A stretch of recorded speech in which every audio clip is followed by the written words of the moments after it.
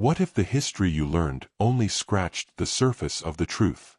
Behind the battlefield glory and famous speeches, World War II hid some of the darkest operations ever conceived, acts so horrifying, they were buried, denied, or erased from history books entirely. From secret death labs to human experiments no court ever judged, these aren't just forgotten stories, they read deliberately hidden ones. Brace yourself for 5 World War II secrets they never wanted you to discover. The Arctic Convoy PQ-17 was meant to be just another operation in the critical wartime effort to keep the Soviet war machine alive. Loaded with tanks, fuel, munitions, and other vital supplies, it left Iceland in June 1942 under a heavy escort of British and American warships. With German U-boats and aircraft prowling the freezing North Atlantic waters, it was always going to be dangerous. But what happened to PQ-17 has never been fully explained, and some argue it wasn't just war that sank it. Out of 35 merchant ships, only 11 reached their destination. The rest were picked off or vanished altogether, despite a strong Allied naval escort. The official explanation blames a combination of Luftwaffe bombers, U-boat attacks, and a sudden, controversial decision from the British Admiralty to scatter the convoy, fearing an impending attack by the German battleship Tirpitz. But inconsistencies in survivor reports, odd gaps in military logs, and disturbing rumors from the era suggest a far stranger tale, one involving sabotage, experimental technology, and the concealment of a secret mission buried beneath decades of silence. Among the convoy was a British freighter named the Radcliffe, which had no listed cargo. No one saw it sink. No distress signal was sent. Survivors from other ships swore they saw it disappear into heavy fog, after which their own compasses and radios began to malfunction. Declassified documents from the 1970s mention a ghost freighter that carried a covert shipment, a prototype radar disruptor designed to blind German targeting systems. The device had never been tested outside a lab. The Arctic was its trial. The sea swallowed it. British naval records from the HMS Duke of York, one of the escorting warships, describe interference with sonar and radar systems on July 5, the same night the convoy was ordered to scatter. The logs, which were redacted until 1998, also mention unexplained mechanical failures and phantom contacts, terms military historians now interpret as electronic anomalies or equipment malfunctions. Some fringe theorists suggest something more. There's talk of a classified British-German standoff, a secret agreement gone wrong, or even contact with an unidentified object in the Arctic Circle. Adding to the mystery is the sudden change in orders from the Admiralty, instructing the convoy to disperse, leaving the merchant vessels to fend for themselves without protection. Many military analysts have questioned the logic of this move. Even Winston Churchill called it one of the most melancholy naval episodes in the whole of the war. But recently unearthed correspondence between senior naval officers hints at a deeper fear than German battleships, the possibility that something aboard one of the ships posed a greater risk than destruction by the enemy. Some researchers believe that certain Allied intelligence groups, operating under the newly formed British Scientific Intelligence Unit, were experimenting with electromagnetic weapons, primitive forerunners of modern EMP devices. These would explain the widespread system failures, but also why so little was recovered. If these devices were aboard, the Allies couldn't risk them falling into enemy hands. If the situation became uncontainable, the ships would need to be sacrificed. Survivors reported strange symptoms, temporary blindness, metallic tastes, confusion, and severe burns not caused by fire. At the time, these were dismissed as frostbite, trauma, or shock. But new medical analysis of naval hospital records reveals repeated notes of unknown radiation source and neurological dysfunction among sailors rescued from PQ-17. Some were quickly transferred to secretive facilities and were never heard from again. Soviet divers who later searched the wrecks under Operation Polaris in 1957 discovered ships with melted electronics and twisted steel beams, damage inconsistent with torpedo or bomb strikes. Their findings were sealed under state secrecy, only emerging after the collapse of the Soviet Union. Russian researchers today suggest that the British were testing an invisible battlefield weapon, and PQ-17 became its unintended graveyard. The Arctic, with its magnetic interference and harsh isolation, would have made the perfect testbed. But something went wrong. Very wrong. A theory among conspiracy historians posits that the experimental device aboard the Radcliffe triggered an uncontrollable reaction, causing not just interference but complete breakdowns of nearby ship systems. One American ship, the SS John Witherspoon, vanished from radar, reappeared briefly, then exploded without warning. A phenomenon survivors called a death fog was witnessed near the site. Some suggest the convoy didn't scatter because of German threats, but because a few of the escorting commanders were ordered to isolate and destroy the compromised ships. Sacrifices were made, details erased, and the official records crafted to avoid panic and maintain Allied unity. It wasn't until much later that the US and Britain quietly agreed to suppress further investigation into the true nature of PQ-17's fate. There's a chilling postscript. In 1981, a Norwegian research vessel operating in the Barents Sea reported picking up a faint, repeating signal, a code that resembled Allied naval identifiers from the 1940s. They traced it to a deep crevasse, near the last known position of the Radcliffe. The signal stopped abruptly after 2 days. Attempts to relocate the source failed. The ship's name was never found on any official Navy list, despite survivors remembering it. It's as if it never existed. To this day, the British Ministry of Defence refuses to declassify the full files on PQ-17. Requests under the Freedom of Information Act have been repeatedly denied, citing national security relevance. Over 80 years have passed. The Arctic waters have frozen over the truth. But some believe the ghosts of that convoy still drift beneath the ice, carrying with them a secret so dangerous, even time won't unbury it. In the quiet valleys of western Wales and the highlands of northern Scotland, stories are still whispered about villages that vanished during World War II, not through bombing or invasion, but through something far more insidious. Entire communities relocated. Livestock dropped dead overnight. Rivers ran yellow, and birds stopped singing. The government said it was for training, temporary, nothing to worry about. But what truly happened in these secluded areas has only recently begun to surface, under a long-buried codename, Project Black Veil. The official narrative has always maintained that the British military requisitioned certain rural zones for exercises in anticipation of a German invasion.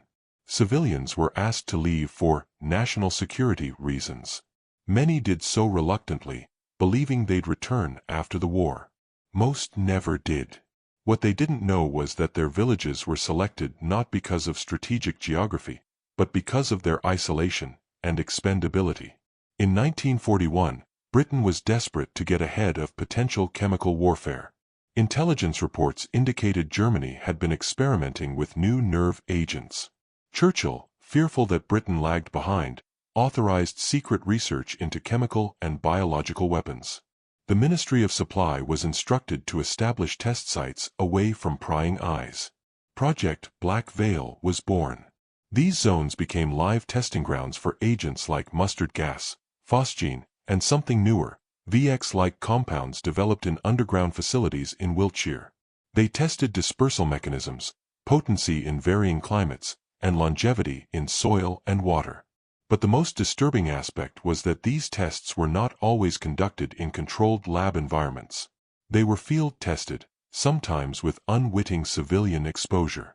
One such village, Berth, was evacuated in May 1942 under the pretense of German submarine threats. But locals recalled no air raid sirens, no coastal defenses, no military presence, just a letter, a deadline, and threats of imprisonment for refusal. Days after the evacuation, shepherds from nearby towns reported seeing strange mist roll through the valleys. Yellow, low-hanging, unnatural. Dead sheep were found clumped together. Trees blackened. No birds for miles. When a few villagers attempted to return, they were blocked by armed soldiers. No explanation was given. Officially, Berth does not exist today. Maps mark it as private property or omit it entirely. But declassified Royal Air Force aerial photography from 1943 shows what appear to be chemical dispersal plumes and tent-like structures surrounding the abandoned homes. Satellite images from recent years reveal foundations swallowed by forest, but with disturbed earth patterns resembling shallow mass graves. Churchill himself was reportedly briefed weekly on Project Black Veil's progress. Memoirs of a junior intelligence officer, published posthumously in 2006, mention a chilling quote attributed to the Prime Minister: "If one village keeps London alive, then let the valleys burn." Whether authentic or apocryphal, the mindset was clear: survival at any cost. One of the most shocking revelations came from documents discovered in the National Archives in 2012.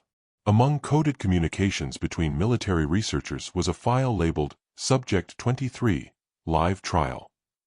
It details a 1943 incident in which gas was released in a small area without full evacuation. The town is unnamed, redacted entirely.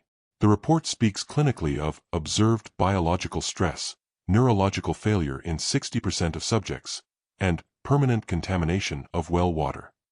Attempts to cross-reference Subject 23 with any known village have failed. All records were likely destroyed or buried under new designations.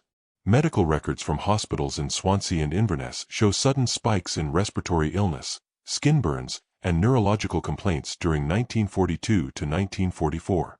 Many patients came from rural areas supposedly untouched by war. No follow-up studies were done. No compensation was ever given. Inquiries in Parliament were dismissed as conspiracy or hearsay. Even more disturbing are the reports of test animals, sheep, rabbits, and dogs, used to monitor the lingering effects of these agents. A surviving research log from Porton Down describes one experiment in 1944 where sheep exposed to Agent Z5 showed severe aggression, unpredictable behavior, and eventual self-destruction. It notes similar symptoms in rats and, cryptically, in 2 unverified subjects. What those subjects were, animal or human, is left unanswered. In 1951, long after the war, a group of hikers found rusted canisters marked with strange symbols near an old path in the Cairngorms. Several fell ill. The government swept in, confiscated the materials, and declared the site off-limits due to unexploded ordnance. Those hikers were never publicly named. Local records list their deaths as natural causes.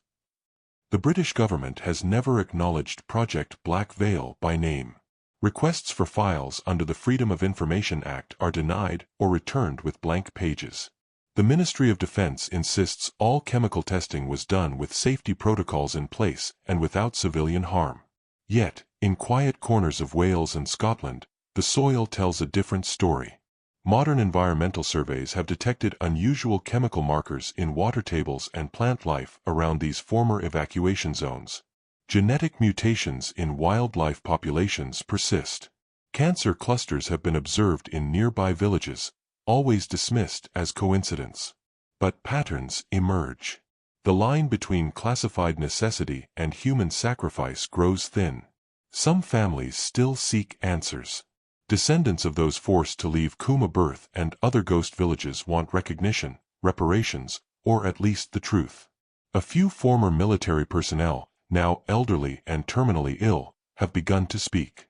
One anonymous whistleblower said in a recorded interview, "We weren't testing gas. We were testing people. And the war was just the excuse." There are rumors of remaining caches, sealed bunkers containing failed experiments, test footage, even human remains. Urban explorers and conspiracy hunters have sought these out, with some claiming to have found evidence. Animal skulls warped beyond recognition, soil too toxic for moss to grow, warning signs in outdated ministry fonts. Others have disappeared altogether. If Project Black Veil was truly real, and all signs point to yes, it may have been one of Britain's darkest war crimes, hidden behind the fog of victory and national pride. The silence surrounding it isn't just about shame. It's about what it reveals, that in the face of extinction, morality was optional. When the Third Reich crumbled in 1945, the world expected its architects to face justice. Many did at the Nuremberg trials, but not all. Thousands of high-ranking Nazis disappeared. SS officers, scientists, and intelligence operatives simply vanished from radar. Some were presumed dead. Others were believed to be hiding in remote parts of Germany. The truth, however, was far more disturbing. A covert escape network that ran through Italy, facilitated by members of the Catholic Church, protected by forged Red Cross documents, and bankrolled with stolen gold. This underground route came to be known as the Rattlin, a secret corridor that funneled Nazis out of Europe to new lives in Argentina, Brazil, Chile, and the Middle East. And at its heart, evidence points to a network operating out of the Vatican. The origin of the Rattlin can be traced to the chaotic aftermath of the war. As Allied forces stormed across Germany, many Nazis fled south toward Italy, where the Vatican's influence remained strong and Allied control was disorganized.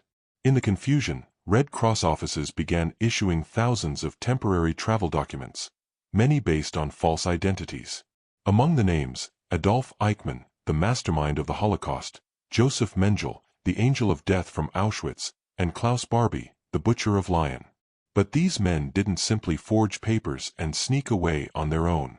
They had help, calculated, organized, and astonishingly efficient help. Investigations by post-war intelligence agencies, including the CIA and later declassified MI6 files, reveal that several members of the clergy, including high-ranking bishops, assisted in arranging safe houses, new identities, and transportation. One of the key figures was Bishop Alois Hudel, an Austrian priest who served at the Pontificio Istituto Teutonico in Rome. Ostensibly a religious leader for German-speaking Catholics, Hudel was also a rabid anti-communist and vocal Nazi sympathizer. In his posthumously published memoirs, he admitted helping war criminals escape, calling it an act of Christian charity. He provided spiritual counsel and travel documents, often issued through the Vatican's own channels. Why would the Church involve itself in aiding such men? The full answer may never be known, but several motives emerge. First, anti-communism. With the Soviet Union expanding into Eastern Europe, the Vatican viewed communism as a greater long-term threat than the defeated Nazi regime. Many Nazis, especially SS officers, had extensive knowledge of Soviet military and intelligence operations. Preserving them was seen, in some circles, as essential to winning the next ideological war. Second, corruption. As Europe collapsed, stolen Nazi gold flooded the black markets. Much of it was looted from Jewish families and concentration camp victims. Some of that gold, investigators believe, was used to fund the Rattlin. A controversial 1998 Swiss bank report concluded that Nazi gold was laundered through Vatican-linked institutions. Bank accounts belonging to known war criminals remained active years after the war's end, shielded by diplomatic privileges and Vatican banking secrecy. Third, silence. The Vatican's wartime record was already murky. Accusations of indifference, complicity, or even quiet approval of certain Axis actions had begun to surface. The Rattlin may have served as a means of covering up deeper ties between church officials and the Nazi hierarchy. By helping key Nazis vanish, records were lost, trails went cold, and potentially explosive connections were buried, sometimes literally. In Argentina, President Juan Perón's regime welcomed these Nazi refugees with open arms. Many arrived with Vatican-issued passports under assumed names. In 1946, entire German communities began appearing in rural Argentina. Towns where German was spoken openly, schools taught from pre-war textbooks, and swastikas were rumored to still be etched into church basements. Adolf Eichmann lived there for over a decade before being captured by Israeli Mossad agents in 1960. Joseph Mengele, who conducted sadistic experiments on twins in Auschwitz, also escaped through this network. He made it to Buenos Aires, then Paraguay, and eventually died in Brazil in 1979. Despite being one of the most wanted men in the world, he evaded capture for decades, shielded by sympathetic communities and protected by the anonymity gifted by the Vatican's pipeline. Klaus Barbie, responsible for the torture and deaths of hundreds of French resistance fighters, became an intelligence asset in Bolivia. Declassified CIA documents confirm Barbie worked with U.S. agencies under Operation Paperclip, which sought to harness Nazi expertise during the Cold War. He lived under Vatican-forged documents, consulted with military juntas, and helped establish death squads. Was the Vatican aware of how far-reaching the Rattlin had become? Or did it spiral out of their control? Internal Vatican communications, declassified in 2003, suggest both complicity and internal disagreement. Some priests objected to the harboring of war criminals. Others believed they were helping protect souls from unjust persecution. But the hierarchy remained silent. Pope Pius XII, often criticized for his neutrality during the war, never publicly acknowledged the Rattlin. His defenders argue he prioritized the preservation of the Church amid global chaos. His critics claim he turned a blind eye, or worse. The truth likely lies somewhere in between, strategic denial for political survival. In recent years, survivors of the Holocaust and their descendants have demanded full disclosure. Lawsuits against the Vatican Bank were filed in the early 2000s, alleging that church officials laundered Nazi assets and assisted in war criminal escapes. While most were dismissed for lack of jurisdiction or evidence, they reignited a global conversation about the moral cost of institutional secrecy. Modern scholars continue to uncover fragments of this clandestine network. A 2017 study revealed dozens of burial records in South American cemeteries marked with false names, but DNA analysis suggested links to missing SS personnel. Other researchers have found letters and photographs in the archives of German expatriate communities, clues to a long-forgotten exodus. Even today, the Vatican maintains one of the most impenetrable archives on Earth. Its files on post-war immigration, wartime diplomacy, and covert activities remain sealed. Requests for access are routinely denied. One former researcher, who spent years trying to gain clearance, called it a vault of sins too dangerous for daylight. The Vatican pipeline remains one of the most damning and under-discussed stories of the post-war era. It challenges our understanding of justice, morality, and the lengths to which power will go to protect itself. While the names of Eichmann, Mengele, and Barbie are known, hundreds, perhaps thousands, of others vanished into new identities, their crimes erased by the ink of forged passports and the silence of a church that chose to shield devils in priestly robes. In the heart of the Rock of Gibraltar lies a tomb carved not by nature, but by desperate human hands, an underground chamber designed to imprison 6 men alive for the sake of wartime espionage. It was called Operation Tracer, a top-secret British military mission that remained hidden from the world for decades. While initially passed off as myth or rumor, the chamber was finally discovered in 1997, confirming one of the most bizarre and morbid strategies conceived during World War II. The premise was chilling. If Germany invaded Gibraltar, the British would abandon the surface, but leave behind a secret surveillance team, sealed inside the rock itself, to spy on Axis movements and report back via hidden radio transmission. The team would remain buried there indefinitely. No way out. No rescue plan. Just silence, observation, and, if necessary, death. Planning began in 1941 under the guidance of Rear Admiral John Henry Godfrey, who was also the inspiration for Ian Fleming's fictional M. The strategic value of Gibraltar, a bottleneck at the entrance to the Mediterranean, was paramount. If the Germans took it, they could control naval movement in and out of the Mediterranean Sea. The British needed eyes in the event of occupation. And thus, Operation Tracer was born. Construction of the chamber began secretly inside the labyrinthine tunnels of Gibraltar, already expanded during earlier phases of the war. The chosen location was hidden behind false walls and deep within the rock to avoid detection from both enemy forces and curious allies. Supplies for 7 years were stockpiled inside: canned food, water tanks, air filtration systems, and a hand-powered generator. The room itself was small and claustrophobic, barely enough for 6 men to live without losing their minds. The plan called for a team of 2 officers and 4 wireless operators. They would be locked inside as soon as an invasion was confirmed. To maintain secrecy, only a handful of people knew of the operation, and the volunteers themselves were told little until the last moment. Those selected were men considered physically strong, mentally stable, and utterly loyal.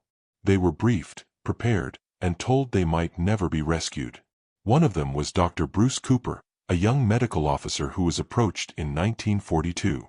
His orders were clear: enter the rock with his team, be sealed in behind a wall of concrete, and remain absolutely silent. No signals unless absolutely necessary. He agreed, and for over 50 years, he kept that secret. What's most disturbing is the psychological reality of the mission. The team would be locked in complete isolation, living in pitch-dark conditions when the generator failed, unable to even open the steel door behind which they would be entombed. The chamber had a small observation slit facing the Bay of Gibraltar, allowing the men to watch ship movements through a narrow tunnel, but nothing more. They were to become phantoms, forgotten sentinels listening to the world above. In the event of death, corpses would be sealed in an airtight compartment to avoid contaminating the air. If the entire crew died, they would be entombed forever. There were no retrieval protocols.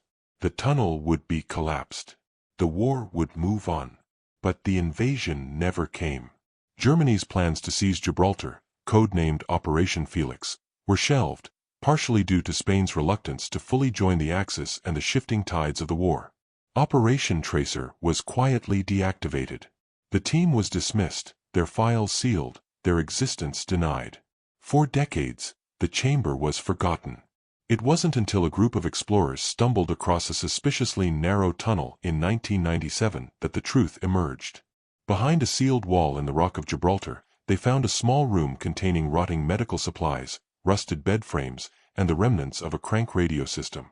The layout matched descriptions long thought to be fantasy. Further investigation, including the testimony of Dr. Bruce Cooper, then in his 80s, confirmed the chamber's identity. Operation Tracer was real. Dr. Cooper, in interviews before his death, revealed harrowing details. Training involved sensory deprivation and sleep cycle disruption to prepare them for isolation. Each man kept a suicide capsule hidden among his possessions in case madness took hold. They were taught to operate silently, with hand gestures and code books. Their only comfort was a single bookshelf containing a Bible, Shakespeare, and a logbook for documenting their vigil. Yet even after the chamber was found and Cooper came forward, the British government offered no comment. Files remain classified. No formal recognition has been given to the volunteers who agreed to vanish for their country. The operation, while discovered, is still largely ignored, perhaps because it reveals an unsettling truth: the value of a man's life can be weighed in silence. There are whispers that Tracer wasn't the only such mission. Declassified fragments reference Project Mole in Malta and another site possibly in Hong Kong. The idea that other living tombs may exist under our feet is terrifying, but not implausible. Today, the Operation Tracer Chamber is preserved as a historical site, though few tourists venture that deep.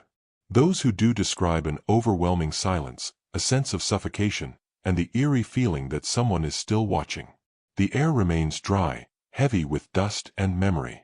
The slit facing the bay remains open, as if still waiting for German ships that never came.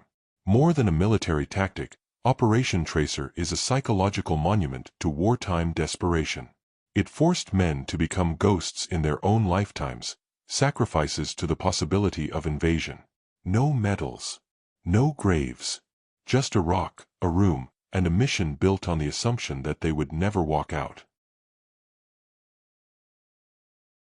In the dense forests of northeastern China, just outside the modern-day city of Harbin, lies the shadow of a nightmare few dare to speak of. Hidden from international scrutiny for decades, this place was once known by the name Unit 731. But among the whispers of locals and the classified pages of wartime documents, it bore a darker nickname, the Raven's Eye. It was not merely a prison or a lab, it was a slaughterhouse of science, where the boundaries of morality were obliterated in the name of imperial ambition. During World War II, the Japanese Imperial Army sought to outmatch not only its enemies' firepower but their biology. While the Western world focused on nuclear power and conventional weapons, Japan explored a different, more insidious route: biological warfare. Behind the barbed wire and concrete walls of Unit 731, the Empire of Japan established one of the most extensive human experimentation programs in modern history, rivaling and perhaps even surpassing the horrors of Nazi Germany. Led by General Shiro Ishii, a charismatic but twisted physician, Unit 731 operated under the guise of a water purification unit. In reality, it was the center of biological and chemical weapons development. Funded lavishly and given absolute freedom by the military, Ishii was told to do whatever necessary, to create weapons capable of annihilating enemy populations without firing a single bullet. Victims were referred to as maryuta, or logs, a term that reduced human beings to nothing more than experimental material. Most were Chinese civilians, though many Koreans, Russians, and even Allied prisoners of war were also subjected to the facility's barbaric experiments. The atrocities committed within the WWII defy belief. Prisoners were infected with deadly pathogens like plague, anthrax, cholera, and typhus, deliberately and without treatment, to monitor how quickly they died. Vivisections were performed without anesthesia, often while the victims were fully conscious. Livers, lungs, and brains were removed and studied while still functioning. Other experiments tested the limits of human endurance. Prisoners were exposed to extreme temperatures to study frostbite. Their limbs would be frozen solid, then thawed, often with boiling water, to see how tissue responded. Some had their arms deliberately infected and amputated, only to have the wounds reopened and reinfected repeatedly. To test battlefield conditions, victims were strapped to stakes and exposed to grenades, flamethrowers, and chemical gas. Others were locked in pressure chambers, their bodies slowly crushed or their lungs imploded to study the effects of altitude and decompression. Ishii's team also developed weaponized fleas infected with plague, which were later dropped on Chinese cities in ceramic bombs. The resulting outbreaks killed tens of thousands. These biological attacks were field-tested in live populations, an early form of bioterrorism that Japan never acknowledged. But perhaps the most horrifying aspect of Unit 731 was not its brutality, it was the silence that followed. After Japan's surrender in 1945, American forces quickly moved in to secure information from the camp. General Douglas MacArthur, recognizing the strategic value of Ishii's research, made a dark bargain. In exchange for complete immunity from prosecution, Ishii and his scientists handed over their data on human experimentation, data obtained through inhuman suffering. This secret deal ensured that none of Unit 731's top leaders ever stood trial. While Nazi doctors like Joseph Mengele became infamous symbols of evil, Ishii returned to Japan, lived peacefully under an assumed name, and even continued working in public health until his death in the 1950s. The United States quietly classified all reports from Unit 731, fearing Soviet access to the data. The victims were forgotten. For decades, Japan denied the camp ever existed. School textbooks omitted it. Survivors who spoke out were discredited. Documents were destroyed or buried deep within military archives. The WWII had blinked shut. It wasn't until the 1980s that a few brave journalists and academics began to uncover pieces of the truth. Survivors came forward, men and women who had escaped Harbin, who had lost loved ones inside its barbed wire perimeter, who had seen trucks come in full and leave empty. A few former Japanese guards, racked with guilt, admitted what they had witnessed. In 1984, a former medical assistant testified anonymously to a Japanese newspaper. "I watched a young boy, no older than 10, strapped down and cut open while still alive. They removed his stomach and showed us how the acid worked. I can still hear him screaming." Despite mounting evidence, the Japanese government has never issued an official apology for Unit 731. No memorial stands at the site. The location of the camp is now partially occupied by residential buildings. A small museum exists, run by Chinese locals, but it receives little international attention. Efforts to bring formal recognition to the atrocities continue to be blocked by political and diplomatic resistance.